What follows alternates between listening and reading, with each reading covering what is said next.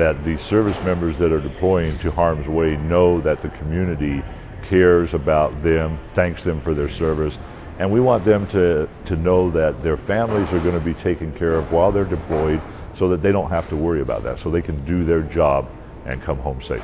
It was a little earlier than we had expected. We were hoping to have the summer to kind of get some last preparations done and just spend some time as a family and things. But we appreciate that he's willing to serve, and we try to support him in that. This is my third trip, my third deployment, and it doesn't get easier. So yeah, it is a little hard, but with the family support groups that the National Guard has in place, we know our family are in good hands. If they have any problems whatsoever at home with plumbing or electrical, there's a support group in line where they can, call our support group and get an electrician or a plumber out there. It's a really awesome thing that the National Guard does for us. We're not in this alone. We're here to support them in whatever it is that they need to make it through this next year while their spouse is deployed in harm's way.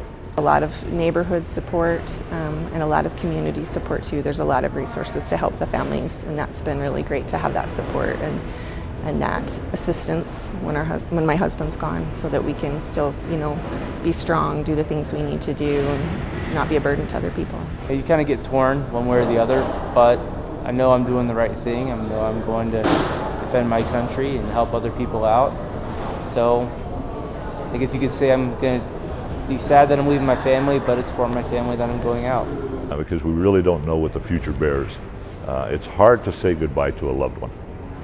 It's a bit of a shock. You try to prepare yourself mentally, and the Guard's really good at providing a lot of resources to the families to help you prepare for that as best you can, but it's still kind of difficult the day of the event just because it's here, It's sometimes kind of hard. The defining moment for me was 9/11. I was in the service prior in the Marine Corps for 7 years, and then I was out for 20 years. And when that happened, I just felt the need to go back in and just try to make a difference.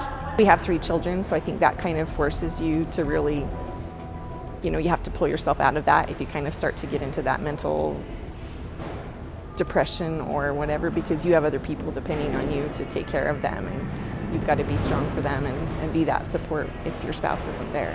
So. We are prepared for whatever gets thrown at us, and I'd say that we've done really good. All our scores have been high. The men have been high-spirited. They understand why we're doing the training. They take it seriously, and they just push on with it.